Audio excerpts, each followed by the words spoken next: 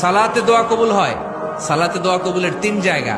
একটা হচ্ছে তাকবীরে তাহরিমের পরে আমরা সানা পড়ি না, আমরা তো একটা পড়ি, আল্লাহর হাবিব সুন্নাহ এবং নফল নামাজে আরো পড়তেন সানা, ওই দোয়া কবুল হয়। 2 নম্বর জায়গা সালাতে সেজদায় পড়ে দোয়া করলে কবুল হয়।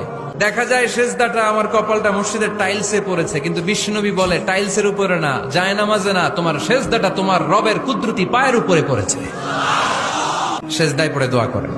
সালাম ফিরানোর আগে বিশ্বনবী দোয়া করতেন, লা ইউসাল্লিমান্না আহাদুকুম হাত্তা ইয়াতাআওয়াযা মিন আরবা'a।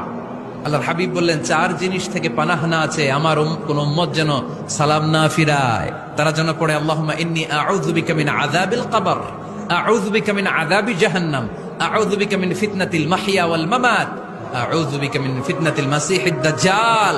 আল্লাহ কবরের আযাব থেকে বাঁচাও, আল্লাহ জাহান্নামের আগুন থেকে বাঁচাও, আল্লাহ জীবন মরণের ফিতনা থেকে বাঁচাও, আল্লাহ দাজ্জালের ফিতনা থেকে বাঁচাও। চিল্লায়ে পড়েন।